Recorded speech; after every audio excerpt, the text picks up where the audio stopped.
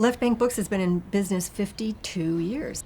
And I've got to say, this last year with COVID is unprecedented. We have not seen anything like this in my lifetime, where the whole world is shut down.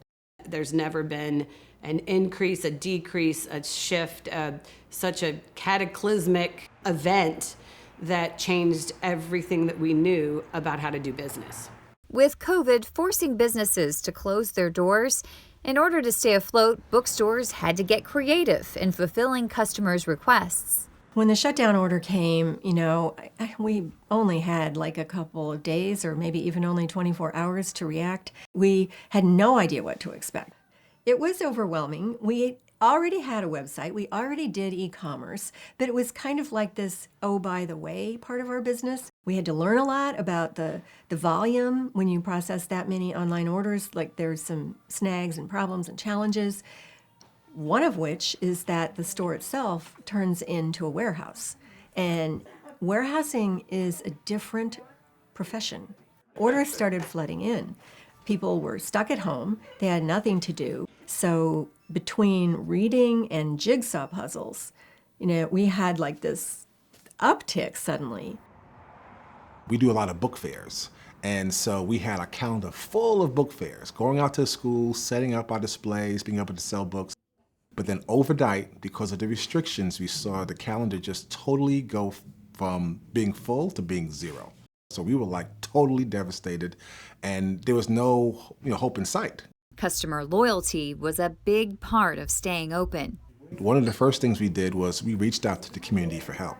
I didn't really want to do that, but we were at a point where we had no choice. So we just let people know what was going on. And we had an outpouring of support from the community. And it was like the community gave us a virtual hug. I think that for maybe the lack of people maybe being able to wander around in impulse, we had another group that were like, we're going to support local, and we haven't before, or we're going to support local very intentionally and maybe a little bit more. So they kind of balanced each other out a little bit. Organizations also wanted to make a commitment to support Black-owned businesses, Black bookstores, and to also add diversity and inclusion into their library selection, their classroom and curriculum selection. Virtual events soon became a part of everyday life. When COVID happened, there was a moment where we were still trying to figure out, can we do in-person events? Can we make this happen?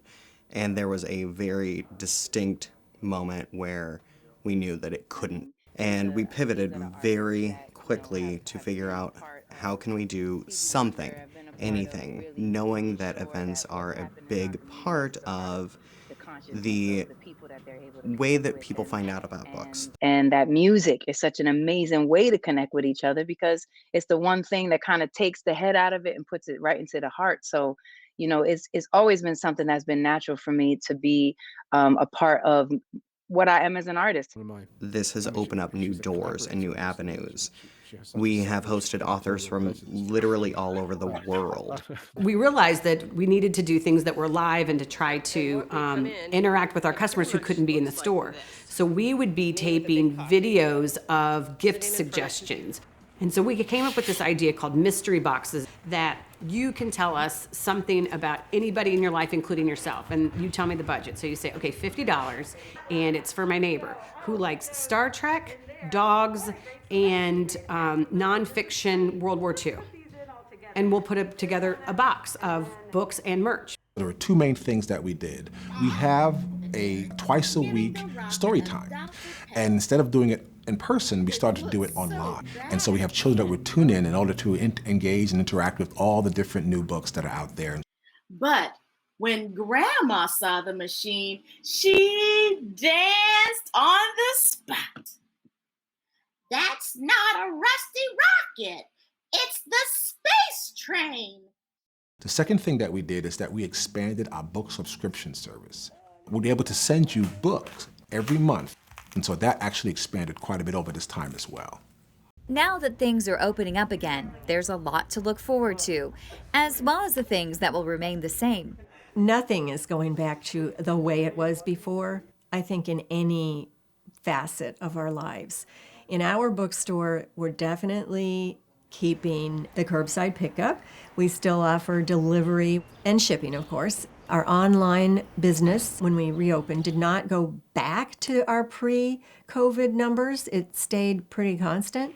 And then our walk-in traffic has just added to that. It's going to be amazing to see children back into the store and have them engaging with the books and engaging with each other. I mean, that's kind of why we wanted the brick and mortar bookstore in the first place, to be a gathering spot for, all things about children's literature. It feels wonderful to have people back in the store. Our customers have been so happy to come back. They come in and you can just sort of see this relief, on them, and to connect again with this place that they love, that means so much to them.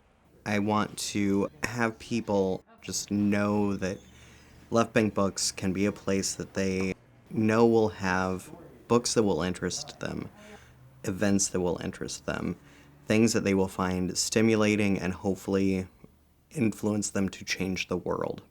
If we've had 10 people that refer to us as, this is my happy place, and we're glad that everybody's back.